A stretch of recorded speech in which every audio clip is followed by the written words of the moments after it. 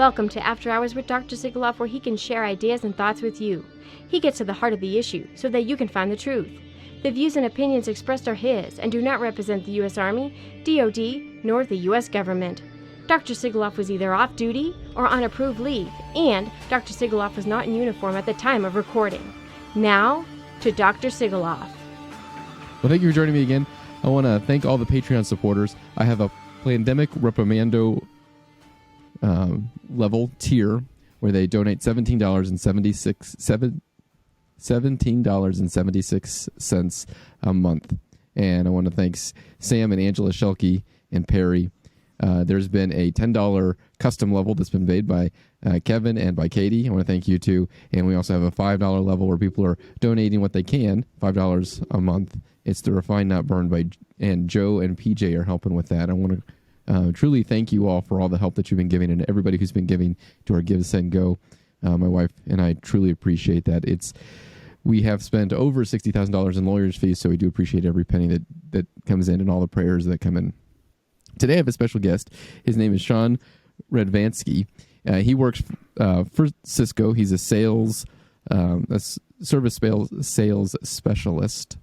And I wanted to bring him on to talk because he saw a particular need. He saw a niche, a group that wasn't being talked to, that didn't have any sort of coaching or help or just community. And so he started a podcast, and it was the Dad Conversation Podcast. And the whole idea of this, I love this idea, is that he wanted dads that are in business or in some sort of work, encouraging other dads with how they work and how they balance that life-work balance.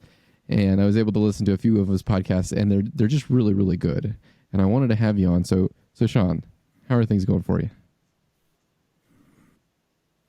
Oh, man, good to be here. And I just want to say, I love your podcast, Sam. I've had the pleasure of listening to probably at least 30 episodes, and you've taught me a ton and done great work, like exposing facts and stories that you wouldn't get anywhere else. And your guests have been incredible. Tons of military service members, doctors, attorneys, veterans. I'm really honored to be here and invited on your show. Thank you so much. Well, I really love what you're doing because this is what it's about. It's when you see a need and you do it, right? Like you see a problem and you're like, well, I feel like men need more coaching because in society, the dad has been the butt of the joke. The dad's a bumbling idiot. And I think that's one of the things you actually say in your intro is dad has always been made this bumbling idiot. And that's not how dads are supposed to be because we're part of the family that keeps the whole thing. And moms too. They keep the whole family together. Totally. Yeah. Better together. But yeah, that was the gist of why I started it, really, is like, I love listening to podcasts. I've learned so much from all kinds of people on various topics at a deeper level. And you can't really get that type of quality discussions on any subject without going to podcasts. And so I was also, while being an avid podcast listener for years, I feel like I've got a tremendous network of amazing people, many of whom are dads. I know there's awesome people out there, but in movies and TV, like you said, it's just, they're always the punchline, like some kind of Neanderthal loser, or they're soft and whiny and, effeminate, or they're toxic, or, just somehow broken. And so I was like, there's rarely a courageous, hardworking, fatherly role model out there in the media. So, as much as I don't want to admit it, I think that the TV and movies and pop culture like influences society quite a bit and changes the way we think and act. And so I was like, I want to just spotlight like normal, successful, good, interesting people who also happen to be dads. And here, like, tell me about your career. First off, it's like if you were having dinner with somebody at work, you're like, so, you're talking career stuff, and you're like, so tell me a little about your life. Like, where'd you grow up? What'd you do? What are your hobbies? And then, at the end, kind of tell me a little bit about your approach to being a dad. Like, what are some things you think you're doing well? What's some lessons you learned from your dad, if applicable? And how are you, just trying to get a little bit of tips from various dads out there. So it's been really cool, and one of the most fun projects I've ever done. Yeah, that's amazing. So let's get into it a bit. So let's pretend like I'm you and you're on your own show. So tell us a little bit about yourself. Ooh, so I am a father of 6. I have an amazing wife, and we are living in the sort of exurbs of Raleigh, North Carolina. And I am a salesperson at Cisco Systems. Also, love Brazilian Jiu-Jitsu. My kids are into wrestling and dance, and just grateful to be alive in this country and at this time. Now, on a personal note, how did you get your kids, at what age, and how did you get them interested in Brazilian Jiu-Jitsu or BJJ?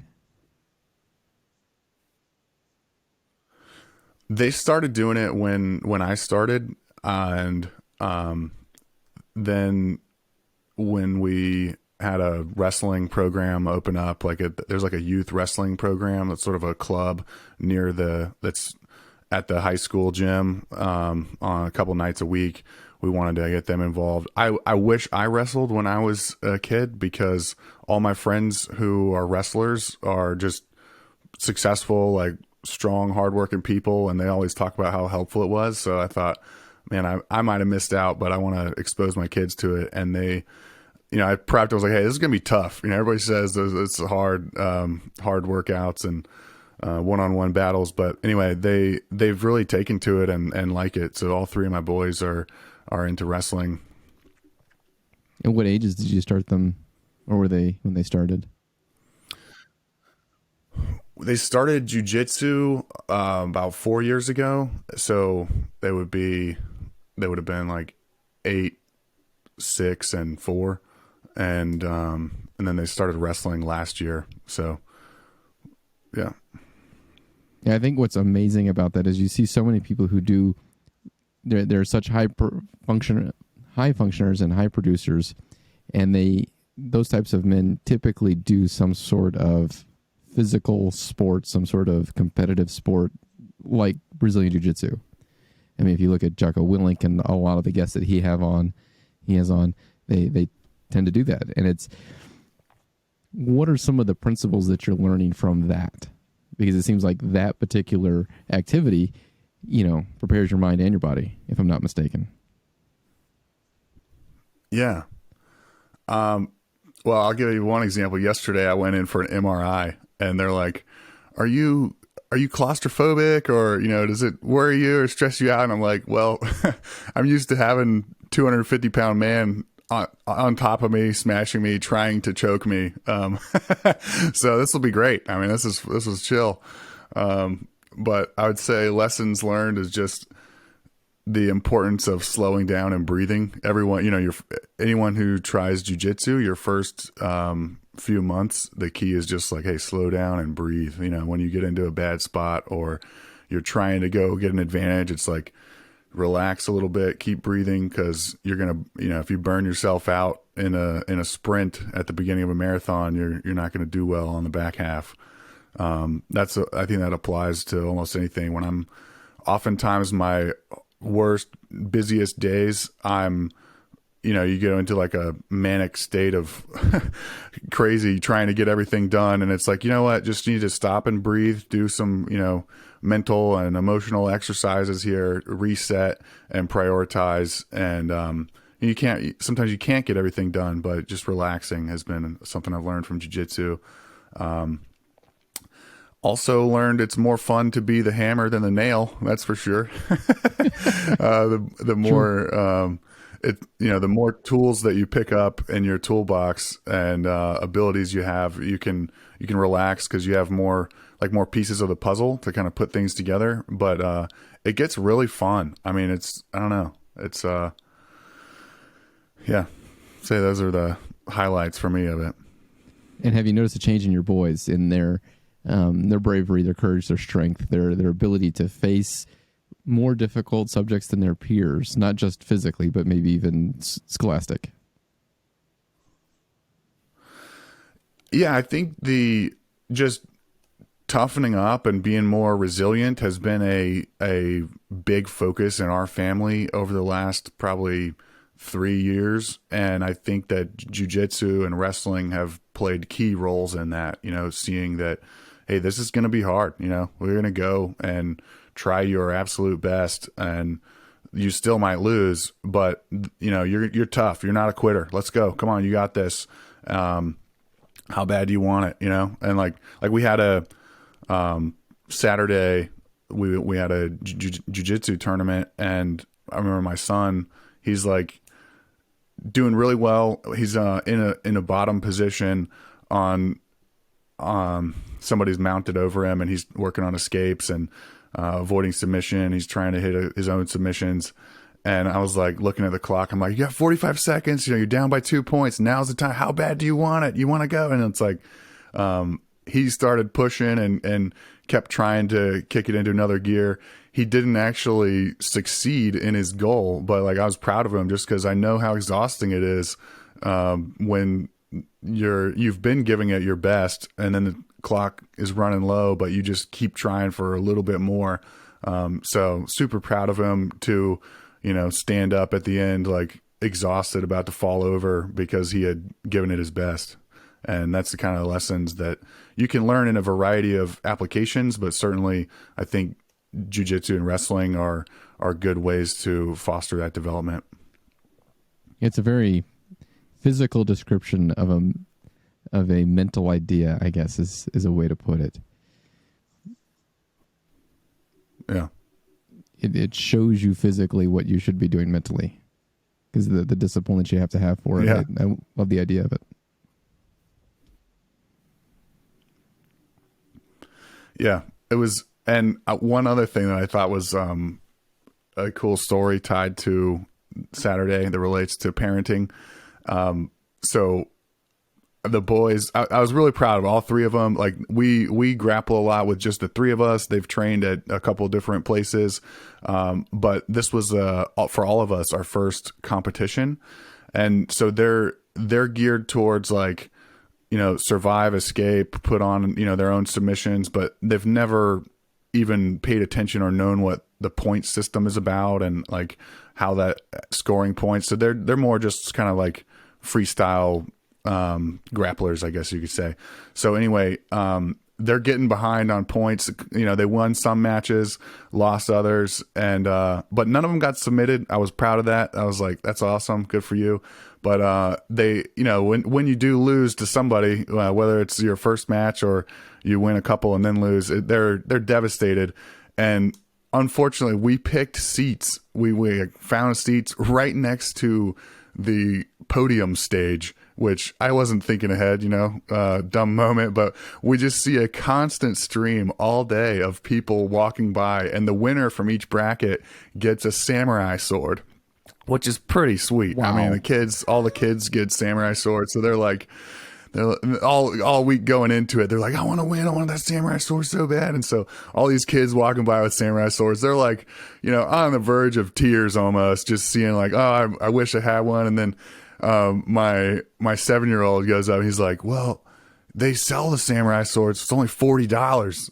And he's like, and I've got $21. Can you just give me 19? I'll pay more than half. And I want the samurai sword. It's going to be cool. And then, like an hour later, his brother loses and he's just devastated because again, he's really good and he almost won the match. And so my 7-year-old's thinking like, man, we got to cheer him up. We got to cheer up James. And so he's like, let's go get him a sword. We need to buy him a sword.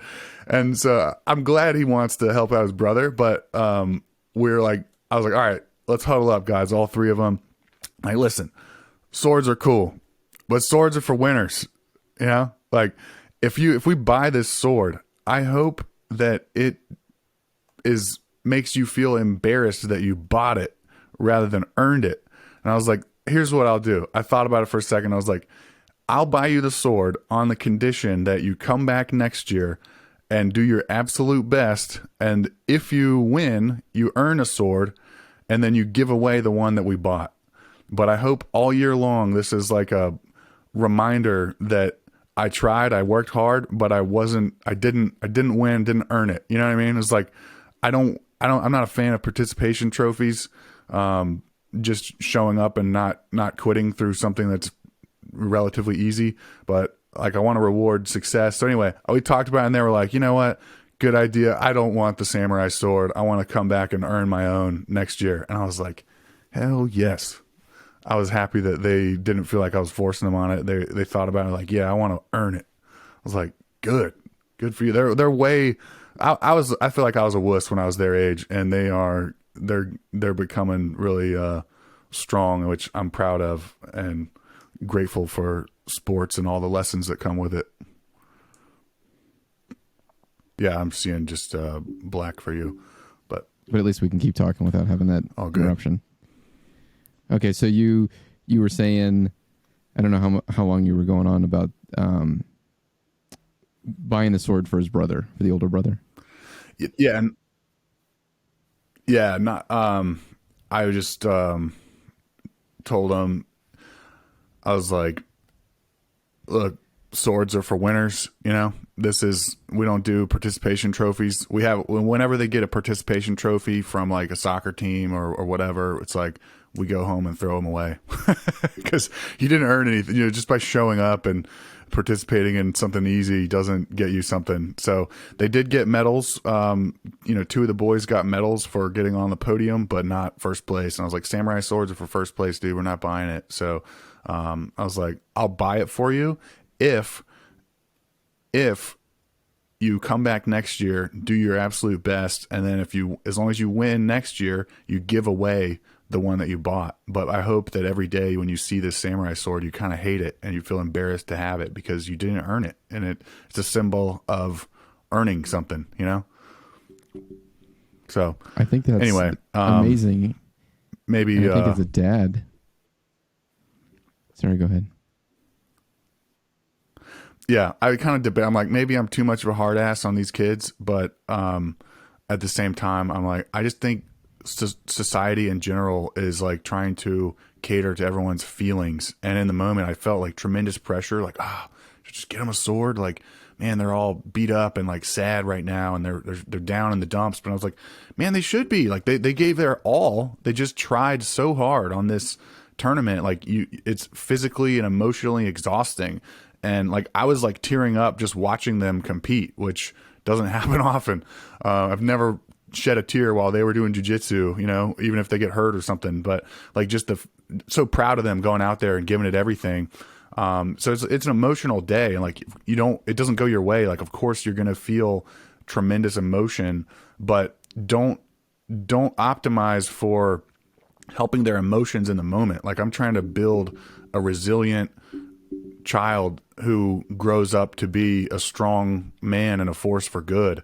And I don't want to shortchange that future by catering to their needs in this moment. You know, I mean, that's really like parenting, right? You don't give the toddler everything they want because it's not good for them. I think that's a great thing that you're doing. It sounds like, for the non-dads out there, that sounds really harsh, I'm sure. You know, that's for winners, son. But truly that's so good, because that's the difference between, I think you and I are similar age to many kids and men just slightly younger than us, is they receive participation trophies. And I think our age, they were starting to give out participation trophies. But I think at least when I was playing different sports, which I didn't play a lot of sports growing up, but when I got those participation trophies, it's like, yeah, everybody gets this. You know, I think nowadays it's like, ooh, I got a participation trophy. Look how great this is. And I think it's good that we have dads saying, no, winners get that. You can be a winner too. What did you do? You showed up on a Wednesday night for an hour for 8 or 12 weeks and like had a Gatorade break every 10 minutes and barely broke a sweat some nights, like, and you get a trophy? No. Like, and I'm glad that my boys are, as soon as we explained the absurdity of participation trophies, like, they think it's awesome. They love like dunking their participation trophy in the trash can when we get home.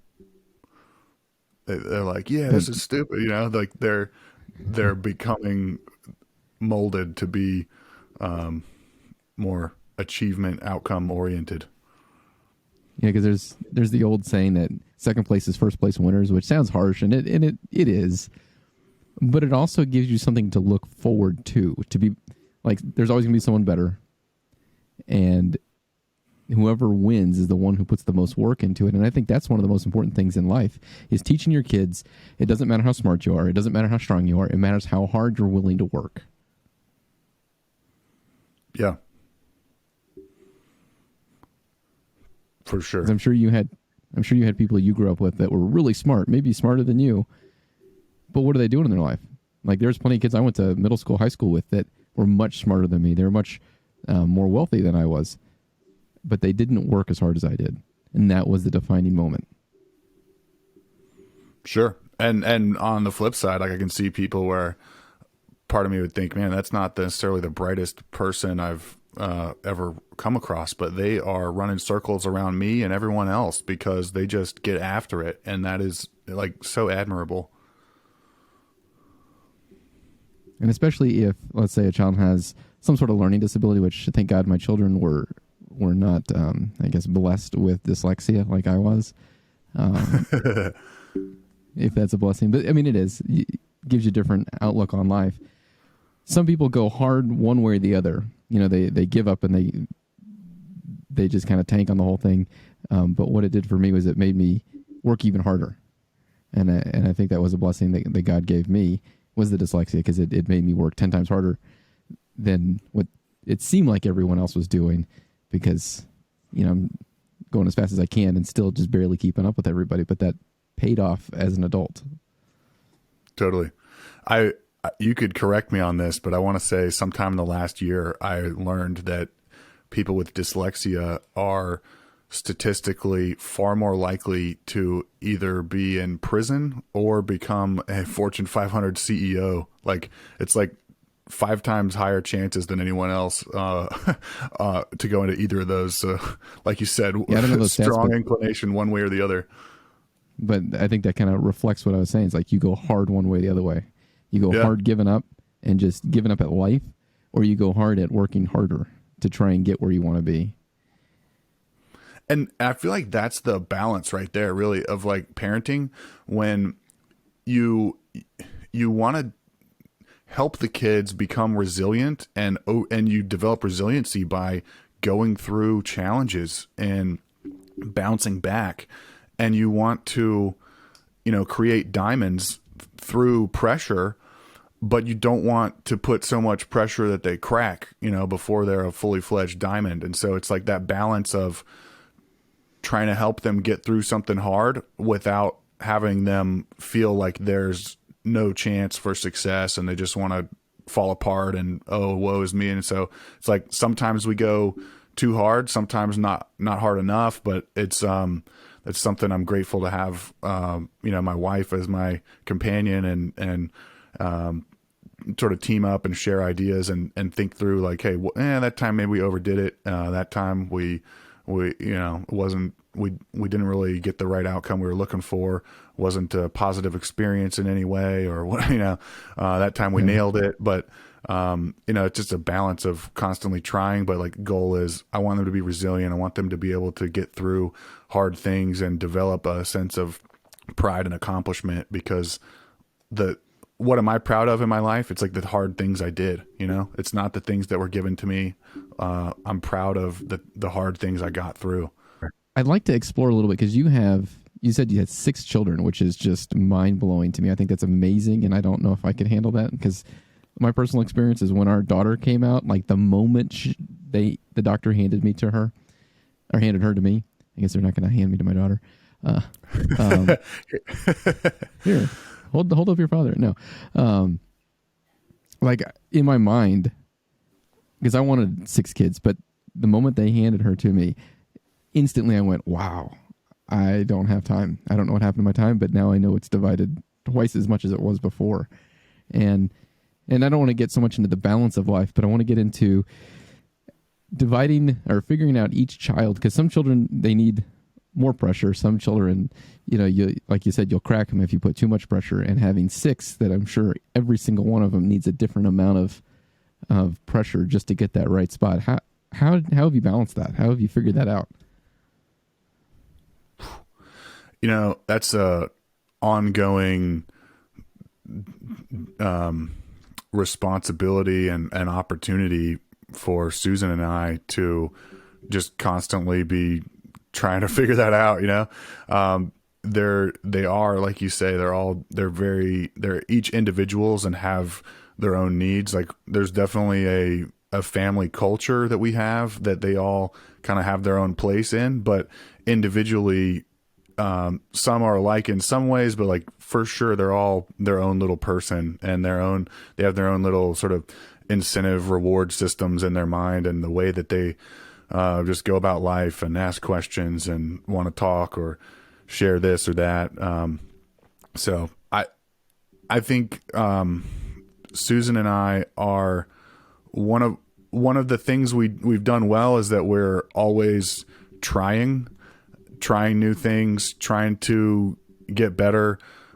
Sometimes trying means we did just enough to keep everyone alive today, depending on the day.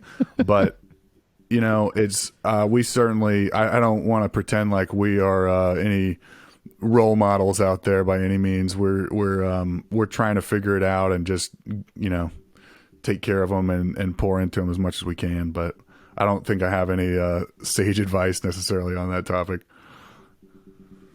Well, I think just, how you mentioned that you and your wife work together on this. Because there's times where let me rephrase that. There's many times I don't see how I'm acting. And I'm sure you've had this where you're like, you're too rough or you're too, not physically, but just you're too tough on them. You're too easy on them. And you can't see it from the outside because you're doing it.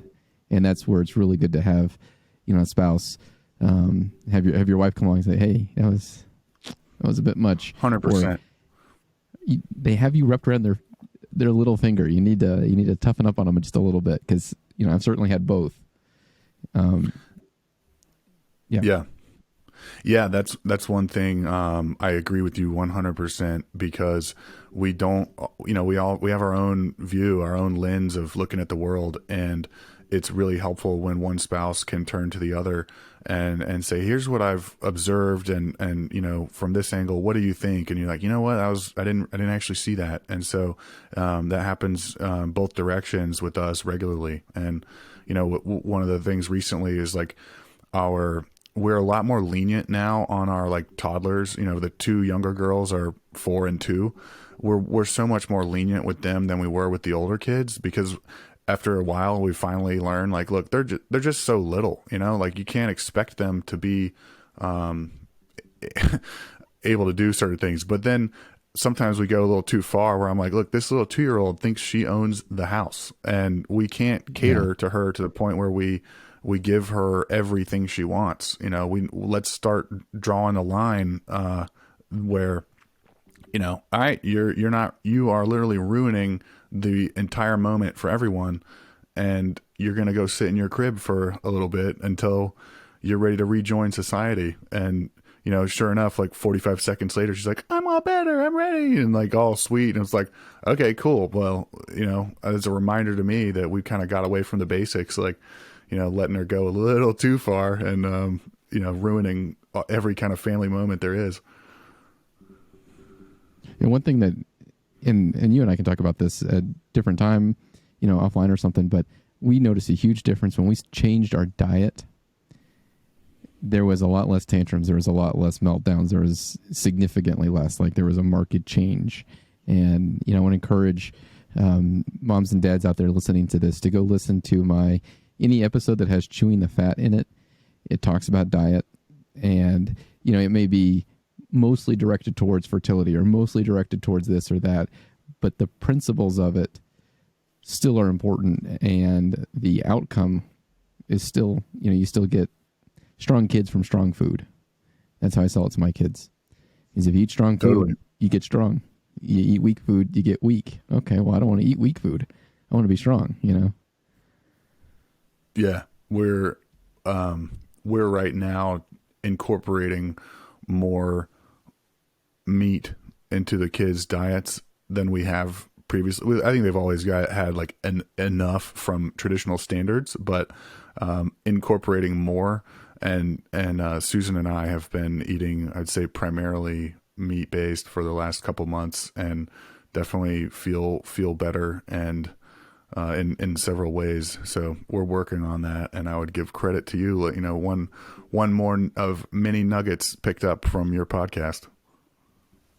Yeah, and if anybody's looking for more information on that, I encourage you to go look at Dr. Ken Berry, board certified family physician. He's on YouTube.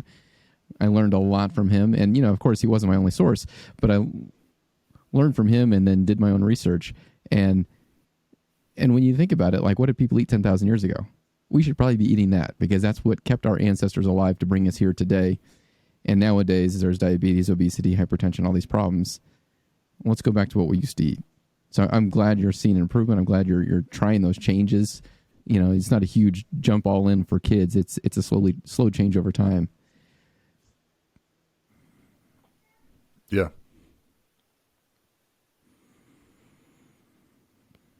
Growing up, what kind of sports or activities did you do, and how did your dad's interactions with you influence you today? I grew up, did a little bit of, I don't know where this martial art was from, but it was called Tang Soo Do. I think that was the only, school within 5 miles of our house that was like martial arts. So it was like karate, I think. I don't even know. Maybe it was a branch of karate, but that was cool. After doing jujitsu, it's funny. I look at that and it's silly because it's like these like forms and like, technique. If 30 people try to attack you, then you take 3 steps left, punch, punch, punch, turn. It's like, it seems absurd now, but at the time I thought I was a little ninja, wearing a gi and a belt and whatever. Did that for, I don't know, a year or two. And then played a lot of baseball. I was actually like pretty good at baseball for a few years. And I wound up getting hit by a pitch, like 3 pitches in a row, and pretty much never recovered from that with my confidence at the plate. So my baseball career came to an end in early or late elementary school. What did you say? Where did you get hit? Head, chest, arm, leg? I think I took one to the helmet, and then I don't recall the other two. I'm guessing leg or side, or I don't know. But yeah, I don't even know how I could possibly get hit 3 times in a row. That's pretty embarrassing. I bet if we talked to that guy who threw those pitches, he'd probably say, "Man, I never played again after that." I don't know. Yeah, that'd be funny. But my dad, he coached my little league baseball team 1 year, but my dad actually had to. He did not ever have like consistent, stable or high paying employment. He was typically working multiple jobs, and the only way to even like, I wouldn't even say get ahead, but just like pay off some of the overdue bills was like take on extra, jobs and just trading hours for a little bit of dollars. So he was honestly gone like a lot. And I had the opportunity to work with him a few times, like doing little construction jobs, like on the weekends. I remember when I was like 12, he's like, "Hey, come with me on the job site. We're doing vinyl siding somewhere or whatever." And it's like, back then he would be like $20 a day, just kind of, I'll give you random little things to do and clean up the job site and go hand me stuff, be a gopher. And I remember it being like miserable, in the summer heat, working on the job site, not eating and drinking, my favorite foods, not in the air conditioning. I was like, this sucks. Like, I am getting straight A's because I don't want any part of manual labor, like I'd been there and done that. And I was like, I know my dad has worked his tail off and routinely does, even, in his 30s and 40s and 50s. Like, I want no part of that. I want to be, I was always a pretty decent test taker and knew like, hey, I've got a career and like go to college and do something, use your mind and get ahead. And so, I feel like my dad set an example of like always, like, I feel like his 30s and 40s probably sucked. Like realistically, I'm in my, mid 30s now, and it's like I'm trying to enjoy and optimize my life and take care of my family and do hobbies.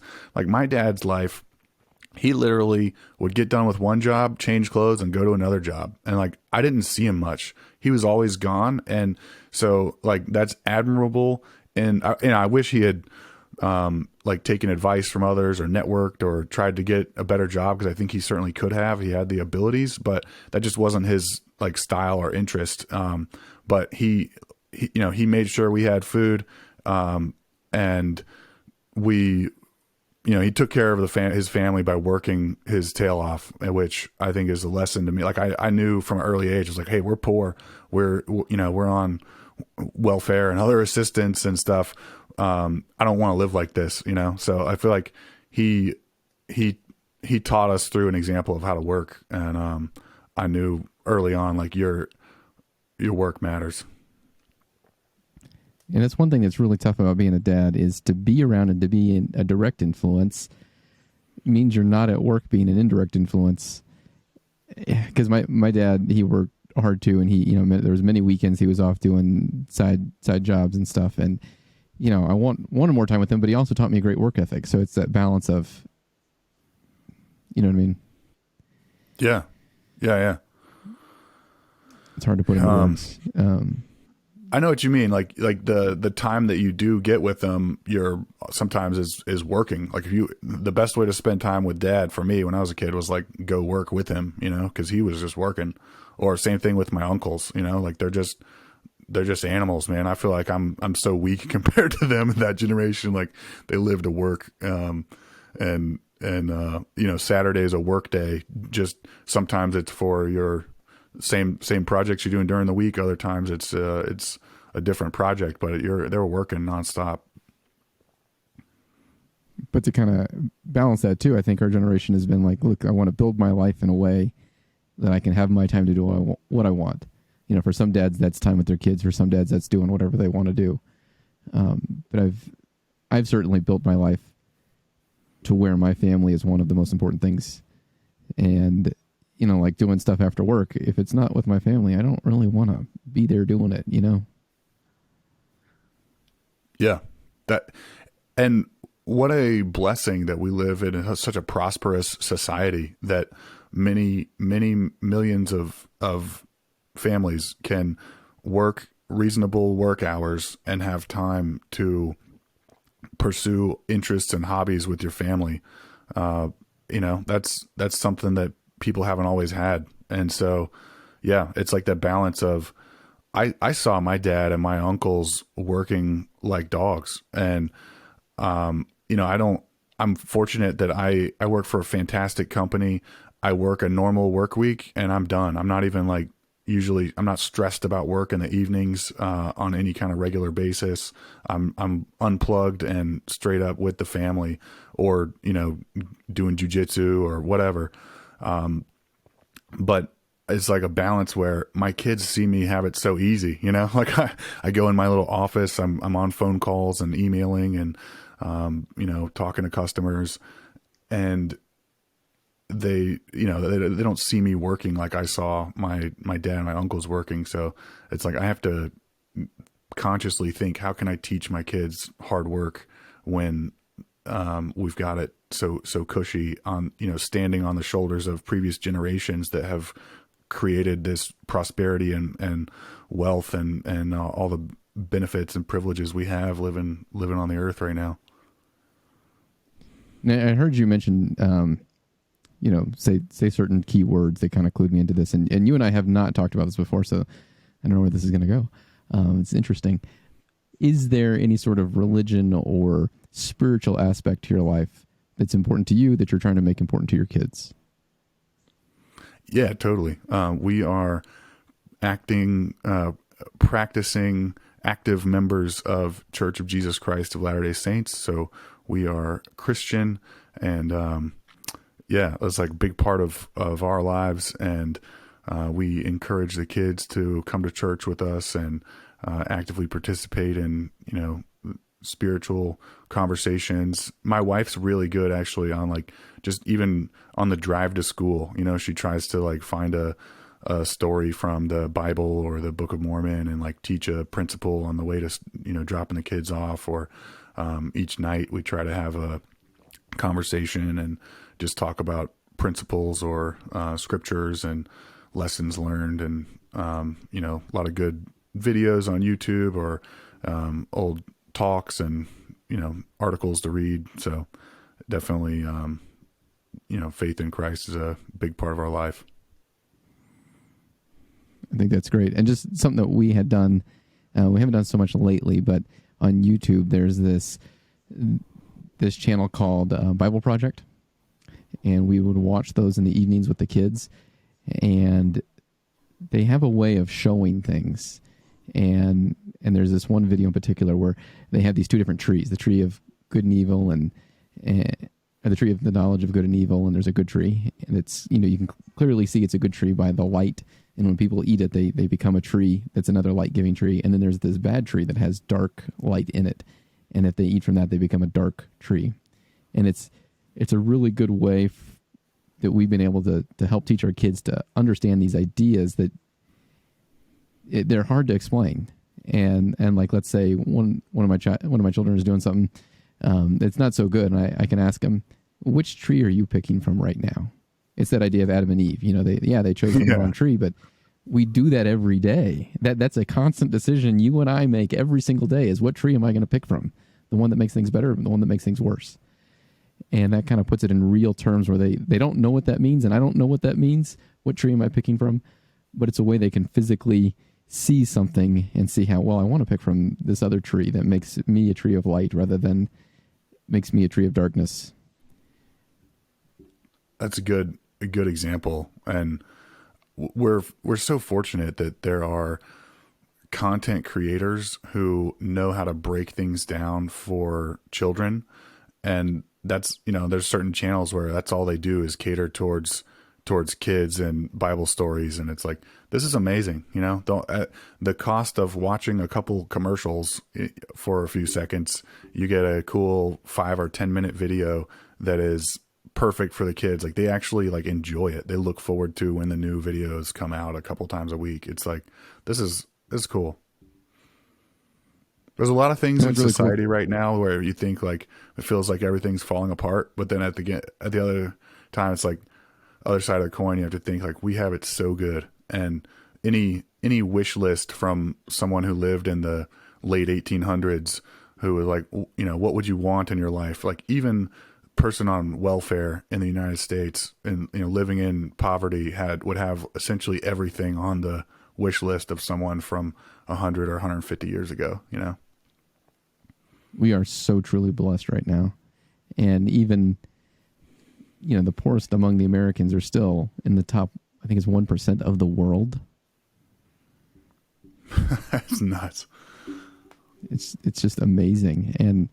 And how we have to push those blessings out. You know, we don't just keep them and hoard those blessings, but that's one thing we're working on teaching our kids too, is how can you bless others because we've been blessed so much? How can we be God's hands and feet to go do his work? Totally. Yeah. That's, we need to do that. I mean, can't just, it's going to be a little bit embarrassing if we talk to God after we die and he's like, so gave you all these tremendous resources and you lived a very comfortable life with silk slippers. And, you know, tell me about how you multiplied the blessings on other people, you know? And if we don't have much to share, that's going to be an embarrassing conversation. So, always trying to figure out how can we help.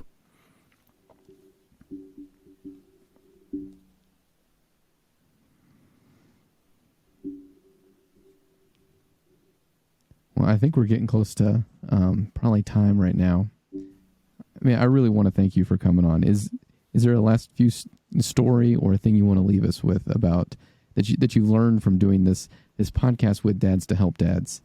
You know, kind of like those content creators you were talking about earlier with children, but now you're doing it for dads. And I think that is a wonderful little niche. Yeah. I think that I learned just keep trying. There's so many different ways to be dads, to be a dad. And I've talked, it's been awesome to go talk to people, dads from all different types of backgrounds. And, I haven't heard anyone share that they're like really disgruntled about the way their dad raised them. So it's like a little reassuring for me to hear. Like, I think people generally, they look back on their dad and give them the benefit of the doubt. And, I came away with the impression we should really just try our best. Don't beat ourselves up about being imperfect, show love and support, and, make sure you have a positive relationship with your kids and do your best. That's really my takeaway. And I do want to say, before I go, first of all, thank you for having me on, and I'm honored to be in the presence of amazing people who you've had on your podcast. But I know I would guess a lot of your listeners are probably in the military. And so I just wanted to say, get the word out. I think I encourage anyone who's looking to transition back into civilian life to consider going into tech, working at a tech company. Great career opportunities. Again, you can go into operations, finance, marketing, sales, HR, supply chain, like whatever you want to go into. The background you have in the military is helpful. It's applicable. There's skill bridge programs. There's recruiters. Like almost every major tech company has giant teams that focus on recruiting directly from the military. So I think it's one of those things. It's so good. It's such a good opportunity, but a lot of people don't even know that it exists. And so consider that. There's the earnings and work-life balance is unparalleled from anything else I've seen. The opportunity to make tremendous income, take care of your family, have time for your family, working a 40-hour work week and enjoying life. So anyway, just wanted to put that out there. If anyone's interested in Cisco, I can connect you with different folks, recruiters there. But there's certainly, I'd just say look into tech. It's a great opportunity. Yeah, and if you have any contact information, I can put it in the description below, like an email or something, if you have an email you want to put out. Awesome. Yeah, and thank you. Thank you for that, because many of these listeners may be getting out of the military sooner than they anticipated, and looking for a job that can pay well and still give them the life balance they want. Thank you for that hope. Yeah, there are exemptions you can get in the private sector that you can't get sometimes, what seems like in the military right now. So, yeah. Well, thank you, Sean. I truly appreciate your time. It's been a wonderful conversation. I hope to talk to you more in the future. Thanks so much, Sam. Great to talk to you. I want to give a special shout out to Shell Pace. Thank you for your monthly support. Just a reminder for everyone out there, duty uniform of the day, the full armor of God. Let's all make courage more contagious than fear.